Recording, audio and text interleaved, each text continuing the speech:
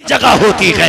ये मस्जिदें जो वीरान पड़ी है तुम्हारी वजह से पड़ी है। अगर तुम जिस तरह से जिम्मेदारी के साथ बच्चों को स्कूल भेजते हो, एक एक वक्त में अपने बच्चों को कॉलेज भेजते हो, काश एक एक वक्त में तुमने उठा के बच्चों को मस्जिद में भेजा होता। अगर ये मस्जिद में आ गए होते, अगर बचपन के आदि होते, तो ये जवानी के पक्के नमाजी बना दिए। सुबह भी हुजूर के नाम करो, शाम भी हुजूर के नाम करो। कोशिश ये किया करो सिर्फ जुमे में टोपी नहीं लगानी है, सिर्फ जलसे में टोपी नहीं लगानी है। जब तक जागते रहेंगे अपने सरों पे हुजूर की दी हुई टोपी सजा के रखेंगे। करेंगे इंशाअल्लाह, बोले इंशाअल्लाह। पाबंदी करेंगे टोपियों की इंशाअल्लाह। नाराज तो नहीं है ये पीछे वाले लोग? लगाएंगे इंशाअल्लाह टोपियां। अल्लाह ताला सबको टोपियां लगाने की तौफीक अता फरमाए। कई बार ये बात कही जाती है, मौलाना जरा बेटियों पे भी बोलना है। मैंने कई बार पूछा, कहा किस लिए? कहते हैं ये जो है ना नंगे सर ज्यादा रह रही है। मैं कहता हूँ मौलवी से ज्यादा मेहनत आपको करनी पड़ेगी। वो कैसे? तो सीधा इलाज है, तुम टोपियां ओढ़ना शुरू कर दो, बेटियां दुपट्टे ओढ़ना शुरू कर देंगे।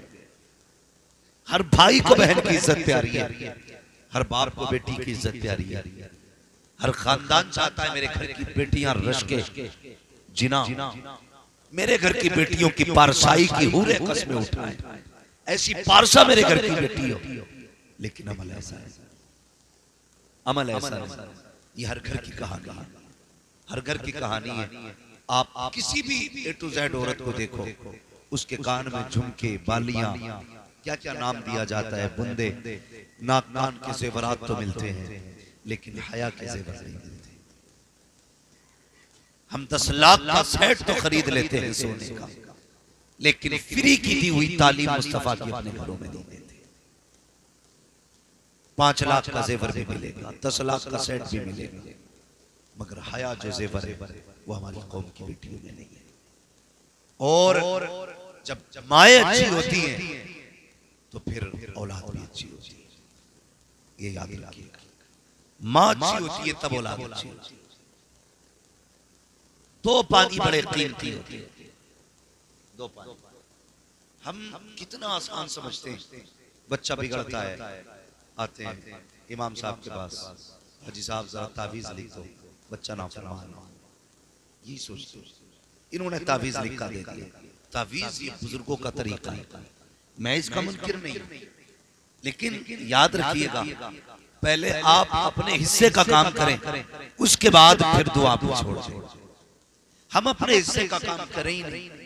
एक तरफ आटा लेके बैठ जाएं, दूसरी तरफ पानी लेके बैठ जाएं, फिर बिछा दें मुसल्ला और कहें अल्लाह रोटी बना दे, इसकी रोटी बना दे, इसकी रोटी बना दे।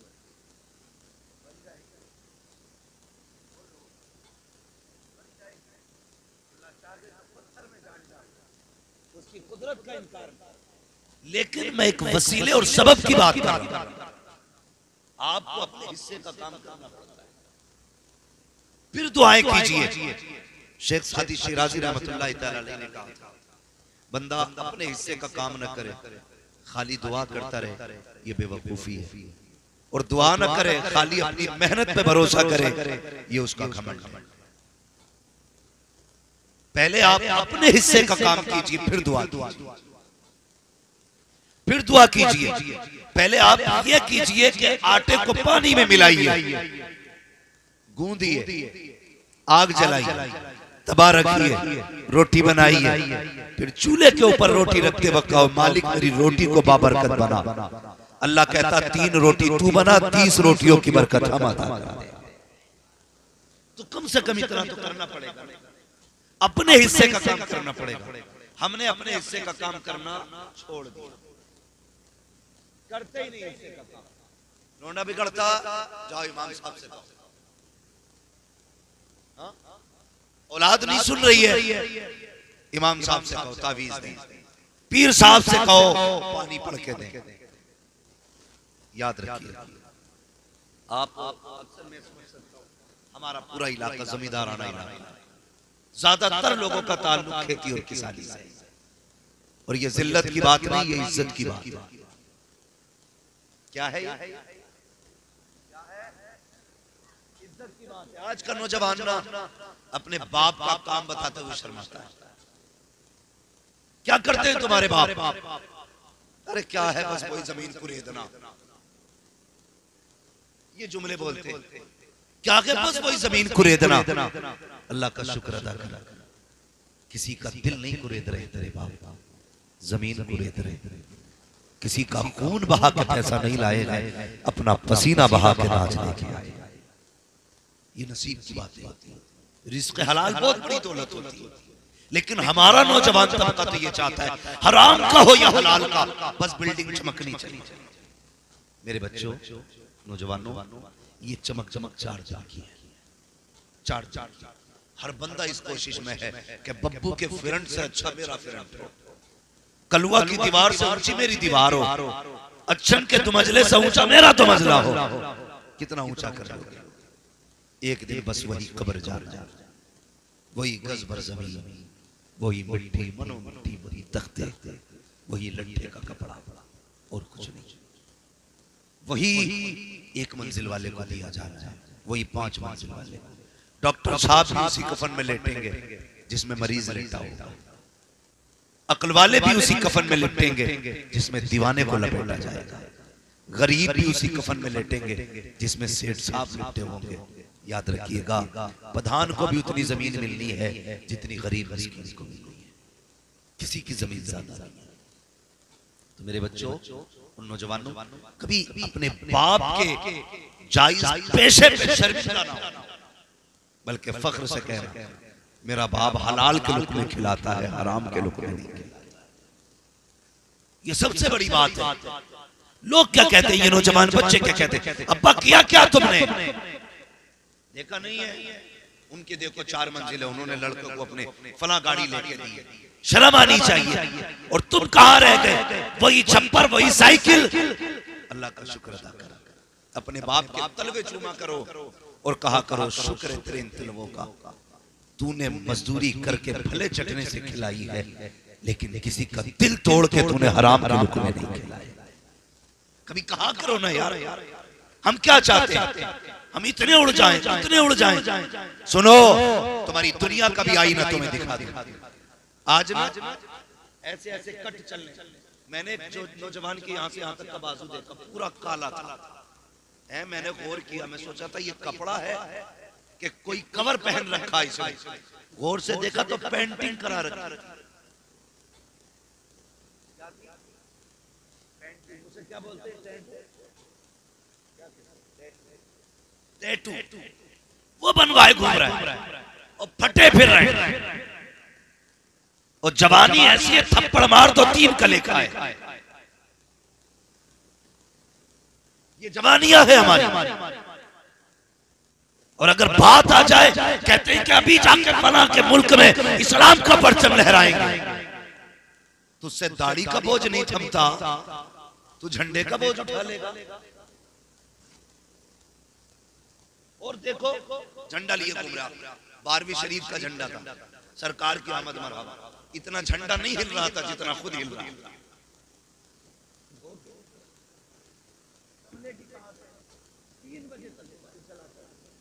11 बजे सो के उठता है, फिर इधर उधर मुंह झुलता है।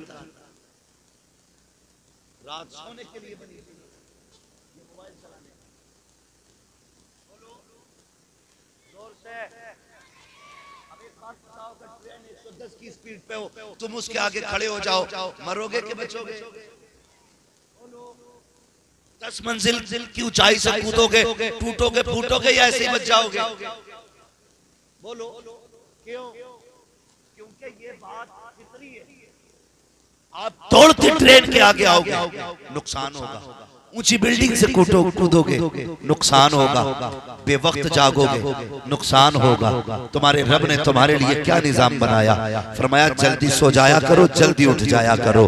तुम इशा की नमाज पढ़ के जल्दी सो जाया करो, फजर में जल्दी उठ जाया करो। मालिक के मिलेगा क्या कि रात को जल्दी सो, तुझे जिस्म की दौलत अदा करेंगे। सुबह को जल्दी उठ जा, तुझे रिस्क की दौलत अदा करेंगे। तू रात को जल्दी से सोता है, दिन में देर से उठता है, न तुझे रिस्क की दौलत मिल रही है, न जिस्म की दौलत मिल रही है। कामयाब वही होंगे जो निज़ाम इस्लाम पे अमल करेंगे। अगर तरक्की चाहते हो तो सुनो, जल्दी सोया करो, जल्दी उठा करो। खुदा की कसम, जिस्म भी सलामत रखेगा, दौलत भी सलामत।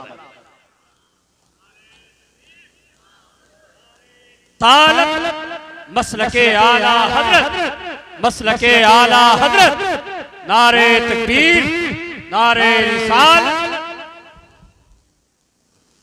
खून पी लिया बापों का, टैटू बनाए घूम रहे यहाँ से। अब हमारे पुराने लोग कितने सीधे कहते, लल्ला क्या हो गया तेरी बाहों में? बाप वो कितनी सादगी से कहता, लल्ला तेरे बाहों में क्या हो गया? अरे तुम्हें क्या पता, कोई तुम्हारे दौर में ये चीजें थी? दौर तो हमारा है, दौर हमारा है। तुमने क्या देखा है? ये फैशन है अब्बा, नहीं जानते। जो बाइक पे बैठ के ना और कान खींचते हो ना, बाइक पे कान और मीटर नहीं देखते हो, और शर्ट के बटन खोल के और अंधे चश्मे लगा के गाड़ी चलाते हो ना, तुम नहीं जानते। बाप से पूछना, एक बेटे को जवान करने में कितनी मुद्दत लगती है, कितनी मुद्दत लगती है। जिस बाप से कह रहा है ना कि तुम्हें क्या पता है, ये हमारा दौर है। सोन, जितनी तेरी उम्र है इतनी तो इन्होंने खुदा की कसम रातें जाग के गुजार दी होंगी मेरी, जिनसे तू कह रहा है ये हमारा दौर है। ये जो एक्सीलेटर लेकर के और मीटर दे के बगैर हवाओं में उड़ते हैं, 2 मिनट के बाद इन्हें झाड़ुओं से बटोरना पड़ता है। ऐसे बिखर जाते हैं। शर्म आनी चाहिए। घर से निकला करो तो बाप की मेहनत याद रहनी चाहिए। तू तो टूट जाएगा, फूट जाएगा, चल तेरा भेजा निकल गया, एक बार तुझे दर्द, लेकिन तुझे पता है तेरे माँ बाप पूरी जिंदगी कभी मुस्कुरा नहीं पाएंगे। अपने लिए न सही, कम से कम अपने माँ बाप के लिए तो चल जीना सीखो। किस हवा में घूम रहे हो तुम? कहाँ हो? मेरे हुजूर ने फरमाया घर से चला करो तो दुआ पढ़ के चला करो। लेकिन दुआ तो उसे याद होगी ना जो कभी मदरसे गया हो, जिसने कभी मौलवी के पास 5 मिनट गुजारे। सॉफ्टवेयर कैसे अपडेट होते हर जवान को पता है।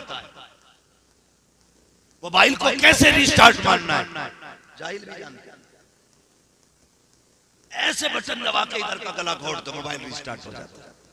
तुम्हें दुनिया के सारे उसूल मालूम है, अपनी जिंदगी का कोई स्विच तुम्हें मालूम नहीं। घर से चलना है तो क्या पढ़ना है भाई? हुजूर ने हमें सेफ्टी के उसूल अता किए, हिफाजत के रास्ते आका ने बताए हैं। हम कितनी हिफाजत कर रहे हैं? तो नौजवान का कहता तुम्हें क्या पता, ये जो टैटू है ना ये डिजाइन है। अल्लाह के वास्ते ऐसी निशानियां कम से कम अपने साथ रखो। एक्सीडेंट के बाद कपड़े उतार के ना देखना पड़े किस धर्म वाला है। तुम्हारे जिस्म की निशानियां बता दें। ये जो लाश पड़ी है ना, ये लवारिस नहीं है, ये वो है जिसका अजमेर वाला भी वारिस है, मदीने वाला मुस्तफा भी वारिस है। ऐसी निशानियां बना लो। लेकिन क्यों जी, दाढ़ी रखना तो कहते हैं बेवकूफों का काम है, टोपियां ओढ़ना तो सूफियों का काम है। हम तो अपडेट लोग, न्यू जनरेशन है। ये हमारी कौम तबाही की तरफ जा रही है। जाओ तोल लो जाकर के, वजन तोलो जाकर के किसी भी 25 साल के जवान में, या तो इतना भारी होगा कि उसका वजन तबाही का सबब है, या इतना हल्का होगा कि वो सांस ही मुश्किल से। चलो यार सही से जियो, माँ बाप के मशवरों की कदर किया करो, इज्जत किया करो माँ बाप की, दीन के करीब आओ, अल्लाह और उसके रसूल की दी हुई तालीम को समझो। पढ़े अपने बच्चों को पढ़ाइए। हम कहते हैं पढ़ा ले बच्चों को, तो लोग कहते हैं क्या मिलेगा पढ़ा के, बस वही 6000 की तनख्वाह। तुझसे किसने कह दिया ये 6000 के लिए कुरान पढ़ाए गए हैं, ये 7000 के लिए दीन सीख के आए हैं। इन्होंने जो कुरान सीखा है ये पैसे के लिए सीखा है।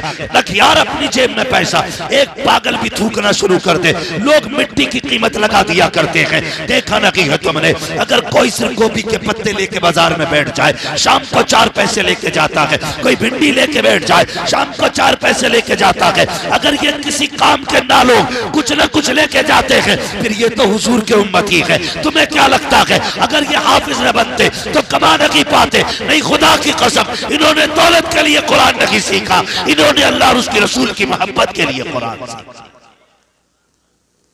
और जो दीन से दूर है वो कितनी बेबसी की जिंदगी जी रहे, कितनी बेबसी की जिंदगी। इंतकाल का वक्त आया, अब्बा भी मान थोड़ी रहा, अब्बा से भी थोड़ी सी गुजारिश है मेरी। अब्बा लल्ला को हाई स्कूल पास करा के दुकान खुलवा देते, ऐसा लगता है जैसे हाई स्कूल पास करा के इसका TMU में एडमिशन करा दिया,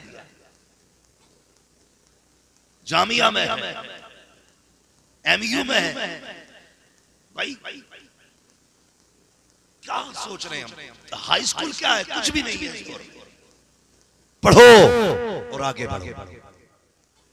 जो कौम जाहिल रह जाती है ना, फिर उसे उसका हक भी नहीं दिया जाता है।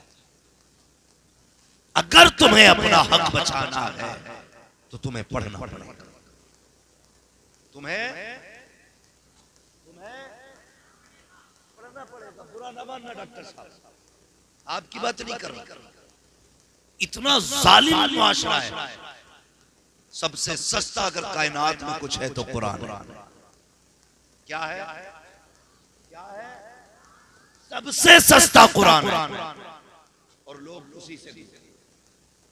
आप किसी इंग्लिश मीडियम में बच्चे का एडमिशन कराने जाओ, कहते हैं इसके जूते आएंगे 1600, ड्रेस आएगी 2600, कोर्स आएगा 7000 का, फिर इसको गाड़ी लेके जाएगी वो 7000 महीने का बिल।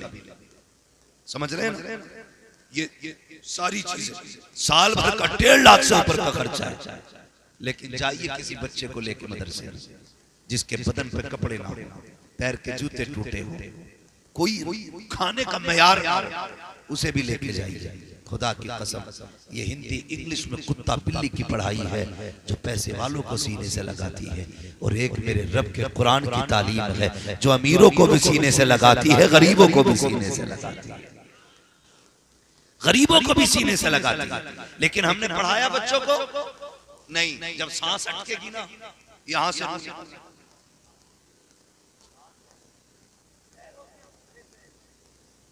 निकलना शुरू होती है। किसी ने हजरत अली से पूछा, जनाब रुकू में जाएं तो किधर देखें? फरमाया पैर के अंगूठे। सजदे में जाएं तो किधर देखें? कहा नाक। कायदे में जाएं तो किधर देखें? कहा गोद। कहा पैर के अंगूठे क्यों देखें? कहा इसलिए कि सबसे पहले रूह हो पैर से निकलेगी। हाँ, पैर से निकलेगी। अल्लाह अकबर। बातें सारी भी बयान करने बड़ा वक्त लगेगा, लेकिन एक बात बताना चाहता हूं। कई लोग नमाज पढ़ने जाते हैं ना, तो पैर के अंगूठे नहीं देखते, बल्कि इमाम के अंगूठे देखते। निकालो जी ने, क्यों के हिल गए, इसलिए इनके पीछे नमाज नहीं होती। इसे बैठा के पूछो गुस्ल में कितने फर्ज हैं, तो 17-18 बता। 17-18 कितने गए? 17। क्योंकि जब वुजू में 9 है तो गुस्ल में 17-18 होंगे। नहीं, सिर्फ वुजू के फर्ज बता, न गुस्ल के बता। और ऐसे लोग उलमा पे तनकीद करते, हैरत होती है, जो अपने निकाह में यूं ही पे 6-7 बार अटकते। अपने निकाह में यूं ही नहीं किया, कलमे नहीं पढ़ पाते और तनकीद उलमा। ये छोड़ो, अपने घर में जाओ और ये दुआएं किया करो, मालिक मुझे अपने अजाब से बचा, मुझे अपनी राह की तौफीक दे, या अल्लाह मुझे अपनी इस्लाह की तौफीक दे। मालिक मुझे ऐसा बना जिसे तू भी प्यार करे, तेरा मदीने वाला महबूब भी प्यार करता हो। ये मांगा करो अल्लाह से ना, ये मांगा करो। हम तो इंतजार करते हैं कब नाक कटे उसकी, कब हम मौज करें। ये ना किया करो, बिल्कुल ना किया करो। अपने आप को बदलिए, रविश बदलिए अपनी। पढ़ाइए बच्चों। जब सांस अटकती है ना, रूह जब पैर से शुरू होती है, तो जब आकर के घुटनों में आती है तब रूह झटका लेती है, उस वक्त बड़ी तकलीफ होती है। फिर जब कमर में आती है तब एक झटका लेती है, बहुत तकलीफ होती है। फिर जब आके सीने में रूह अटकती है ना, उस वक्त का मंजर बड़ा मुश्किल होता है। बहुत मुश्किल होता है। फिर लोग दौड़ते हैं, इन्हें क्या पढ़ के सुनाना है, क्या पढ़ के सुनाना है। बेटे भी खड़े खड़े, डॉक्टर है, मास्टर है, इंजीनियर है, खुदा की कसम कोई इंजेक्शन ऐसा नहीं जो मौत की तकलीफ को मिटा दे। कोई इंजेक्शन ऐसा नहीं, कोई थ्योरी ऐसी नहीं है जिसकी बुनियाद पे बंदा आसानी से मर जाए। मरने का आसान इलाज सिर्फ कुरान में मिलता है। फरमाया गया जब रूह न निकलती हो मरने वाले के पास कुरान पढ़ना शुरू कर दिया जाए, कुरान पढ़ना शुरू कर दिया जाए। हाँ हाँ तुमने डॉक्टर इंजीनियर सब कुछ बनाए, पढ़ो अच्छी बात है, लेकिन दीन भी बच्चों को सिखाओ, कुरान भी बच्चों को सिखाओ, ताकि जब तेरी रूह सीने में आके अटक जाए उस वक्त किसी को तलाश के लिए तेरे बच्चे दौड़ करके इधर उधर दूसरों का मुंह न देखें, बल्कि मजा तो तब है इधर हिचकी आना शुरू हो, उधर तेरे बेटे कुरान पढ़ना शुरू कर दे, इधर सूरह रहमान की तिलावत होती हो, उधर प्यार से रूह निकलती हो, फरिश्ते कहते हो मुबारक हो, ऐसे बेटे छोड़ के जा रहा है कि अभी सांसें खत्म नहीं हुई है, रब ने तेरी कब्र को जन्नत का गहवारा पहले बना डाला। नारे रिसालत मसलके आला हजरत, नारे तकबीर, नारे रिसालत। ये सारे कमेटी वाले ना, रुकना भाई कमेटी वालों, भाई बताओ इनमें से खड़े हो बेटा, खड़े हो खड़े हो खड़े हो जल्दी से, मुझे बात पूछनी, जल्दी खड़े हो जाओ, रुको खड़े हो जाओ, आप ही से कह रहा हूं। बताओ इनमें से कौन सा तुम्हें 70-80 साल का दिख रहा है कोई? सब नई उम्र के नौजवान है। ये जज्बा सबके सीने में हो सकता है, जवानी तो सबको ही देना। खुदा की कसम एक बात याद रखना, एक बात याद रखना, नेकियां जब भी बंदा करता है ना अपनी ताकत से नहीं रब की तौफीक से किया करता है। और ये इंतखाब सबका मुकद्दर नहीं होता। वो कहा था ना किसी ने, महबूब की महफिल को महबूब सजाते हैं, आते हैं वही जिनको सरकार बुलाते हैं। शायद इनके दिमाग में ये बात हुई होगी, चलो उसे बुलाएंगे, शायद कोई अच्छी बात बता के जाए जिससे हमारी कौम की नई जनरेशन एक राह रास्त की तरफ चले, तालीम की तरफ आए, तरक्की की तरफ आए। ये भी हो सकता है कोई ये कहे कि इन्होंने जो चंदा किया था अपने पेट के लिए किया था, खर्चे के लिए किया था, अपनी मौज के लिए किया था, इनमें से किसी एक को तुमने अपने घर के लिए अगर चंदा करते हुए देखा हो तो मुझे बता दो। बच्चों के लिए, दवा के लिए अगर किसी के आगे इन्होंने हाथ फैलाया हो तो मुझे बताओ। अपनी बीवी के इलाज के लिए किसी ने पैसे मांगे हो किसी के दरवाजे पे तो बताओ। खुदा की कसम ये इतने गैरतमंद लगते हैं, ये मुंह के मर तो सकते हैं, किसी से रोटी अपने लिए नहीं मांगेंगे। अगर ये जलसा सजा है इसलिए सजा है कोई पैगाम समझे न समझे, हमारी कौम के जवान को दीन की समझ आ जानी चाहिए।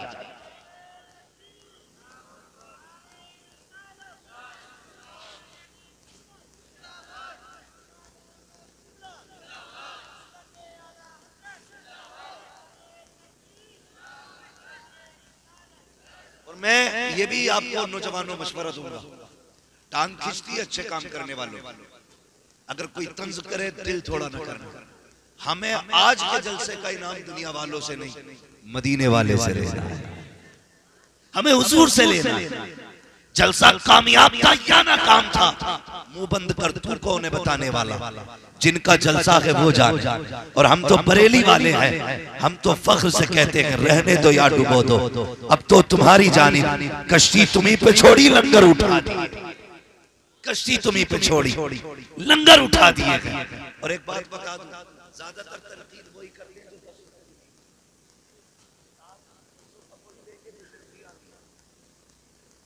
जो कहता बताइए कितना खर्च कहाँ होगा, वो जिसने 10 रुपए नहीं दिए लेकिन जो हुजूर से प्यार करते हैं कुछ तो ऐसे भी देखे कहते मौलवी जितने आएंगे सारे मेरे घर खाएंगे। कोई ये कहता मेरे घर सोएंगे, कोई ये कहता ये जितने जलसा सुनने आएंगे सबके लिए चाय मेरी तरफ से। कई जगह हमने देखा, हमारे रोज तकरीर करनी रहती है, अच्छे से अच्छे भी लोग देखे, बुरे से बुरे लोग भी देखे, सब तरह के देखे। कुछ ऐसे कहते नहीं नहीं जितने लोग आएंगे सबका खाना मेरी तरफ से। हाँ अल्लाह सलामत माशाअल्लाह। ये क्या है, ये सब हुजूर की तरफ से ये नामात होते हैं, हुजूर की तरफ से। किसका है? अपने बाप का तो कोई है ही नहीं। हम लोगों का अकीदा क्या है? हम बरेली वालों का अकीदा, बच्चों ने चाय का इंतजाम किया, किसी ने खाने का किया होगा, किसी ने बैठने का किया होगा, किसी ने ठहराने का किया होगा। क्या है? खुदा की कसम ये सिर्फ सुन्नियों का अपना अकीदा है। खाते हैं तेरे दर का, पीते हैं तेरे दर का, पानी है तेरा पानी, दाना है तेरा दाना है तेरा दाना, तेरे टुकड़ों पे पले गैर की ठोकर पे न डाल, झिड़कियां खाए कहां छोड़ के सदका तेरा। तो हिसाब भी वो लेंगे जो 10 रुपए देंगे, उसके 10 रुपए वापस दे के कहना भाई तेरे 10 से अल्लाह ही बचा, इसे 10 से अपना इलाज करिए जब तेरी खोपड़ी में दर्द हो, हमारी माना। तो ये अपने अपने मिजाज है और अपने अपने मुकद्दर है। ये महफिल सजी है, उम्मीद करता हूं इंशाअल्लाह आने वाला जलसा इससे भी ज्यादा बेहतर सजाया जाएगा। करेंगे ना इंशाअल्लाह? बोलो इंशाअल्लाह। आने वाला जलसा, मुझे पता चला पिछली बार भी जलसा हुआ था, इस साल भी हो रहा है। साल में अल्लाह तौफीक दे 2 जलसे कराया। जरूरी नहीं है मैं ही आऊं तभी जलसा सजे, कोई ना आए अपने मस्जिद के इमाम को खड़ा कर कि आज तू ही विदेशी खतीब बन, आज तेरी बातें सुनी। तो हुजूर की बातें करें, इसकी अल्लाह बेपनाह बरकत अता फरमाता है, बेपनाह। ये जो छोटी छोटी नस्लें हैं ना, इनको जानते हो? एक मास्टर ने क्लास में सवाल किया, मास्टर पढ़ाने वाली टीचर ने छोटे छोटे बच्चों को पढ़ा रही, पूछते हैं उस्ताद, उसने कहा कि बताओ बच्चों तुम क्या बनना चाहते हो? एक एक करके सवाल, तू क्या बनेगा? एक बच्चे ने हाथ उठा के कहा मुझे डॉक्टर बनना है। कहा ठीक है। दूसरे से पूछा तू क्या बनेगा? उसने कहा इंजीनियर बनना है। तीसरे से पूछा तू क्या बनेगा? वकील बन रहा है। तू क्या बनेगा? आईएएस बनूंगा, आईपीएस बनूंगा। जब एक बच्चे की बारी आई ना, मैडम ने उससे कहा तू क्या बनेगा? उसने कहा मैं हुजूर का सहाबी बनूंगा। ये सारे जवाब अपनी जगह थे, लेकिन इस जवाब ने ना उस टीचर को हैरत में डाल दिया, वहीं रुक गई। उसने कहा बेटे ये क्या मतलब हुआ? उसने कहा डॉक्टर की बात कर, इंजीनियर की बात कर, आईएएस बन, आईपीएस बन, ये सहाबी की बात क्यों की? उसने कहा मैंने सबको पढ़ा और सबको सुना है, मैंने जैसे सहाबा को पाया है वैसा किसी को नहीं पाया। ये किसका जवाब था? एक छोटे से बच्चे का जवाब, छोटे का बच्चे का जवाब। उसने कहा बेटे एक बात बताओ, चलो ये हमारे बच्चे जो बोल रहे हैं कि ये इंजीनियर बनेगा, ये डॉक्टर बनेगा, ये हमारे समाज में पाई जाने वाली डिग्रियां और ओहदे हैं, लेकिन सहाबी कौन होते? बच्चे से मैडम ने कहा सहाबी कौन होते? कहा ये तो नहीं पता। कहा फिर तुमने सहाबी बनने की बात क्यों की? उसने कहा जब मैं सोता हूं ना तो रोज मेरी माँ किसी एक सहाबी का किस्सा सुनाती है, कभी मुझे अबू बकर की बातें सुनाती है, मुझे कभी उमर की कहानी सुनाती है, मेरी माँ कभी उस्मान की सखावत बताती है, मेरी माँ ने एक दिन अली की शुजाअत बताई, कभी हुसैन की शहादत के तज़किरे किए। कहा मैंने जब सहाबा को सुना ना मेरा जी चाहा काश मैं भी हुजूर का सहाबी बन जाऊं। तो ये बच्चे जो सुनते हैं वही बनते हैं।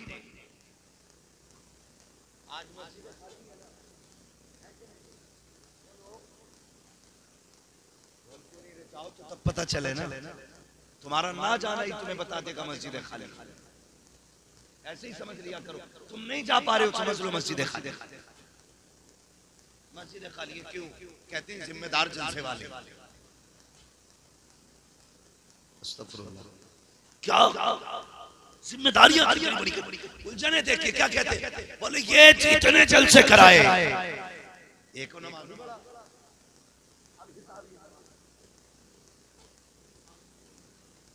ये हिसाब ये देंगे। तुम जानते हो नमाज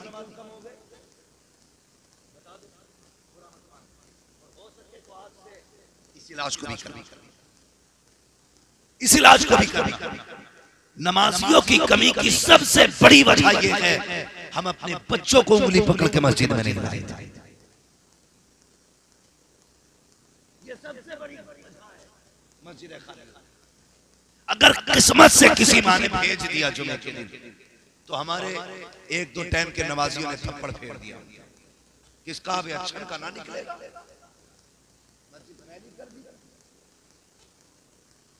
बोल रहे अरे किसका भूरा का निकल यहां से।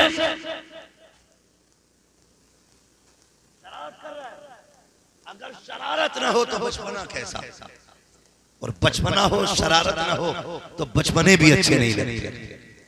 तुम ये क्यों सोचते हो ये बच्चे सूफी बासफा होके आए, लाओ ना उंगली पकड़ के, कितने वक्त में शरारत करेंगे।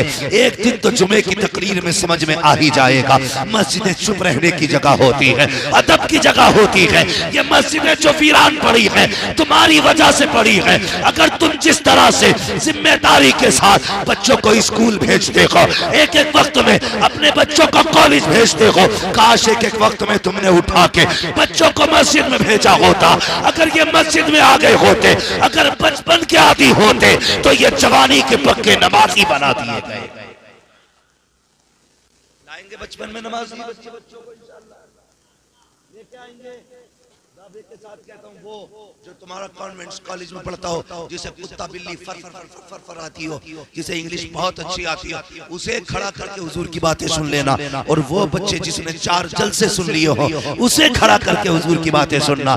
जिस इंग्लिश मीडियम में पढ़ने वाले से कहेगा हाउ आर यू, आप कौन है, वो इस तरह की बकवास करके वो मैं नहीं जानता क्या पूछ रहे हो, और उसी जगह खड़ा करना किसी जलसे के बच्चे को, इससे पूछना हुजूर क्या है, तो ये बताएगा हुजूर तो वो है जिनके बारे में बरेली के इमाम ने कहा, सरवर कहूं के मालिको मौला कहूं तुझे, बागे खलील का गुले सेबा कहूं तुझे, तेरे तो वस्फ है बे तनागी से है भरी, हैरान हूं मेरे शाह में क्या क्या कहूं तुझे।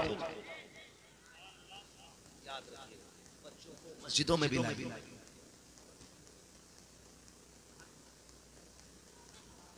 इंतजाम करेंगे, बोले इंशाअल्लाह। हम लोग ना किसी का इंतकाल होता है, ऊपर से कब्र कितनी अच्छी सजाते हैं, एकदम प्लेन, और बहुत अच्छे बेटे होते हैं ना, फिर क्या करते हैं, फूल लाते हैं, पूरी कब्र का फूल, फिर फोटो खींचता, कहता ये मेरी माँ काफी साल हो गई है, दुआ करना चाहिए।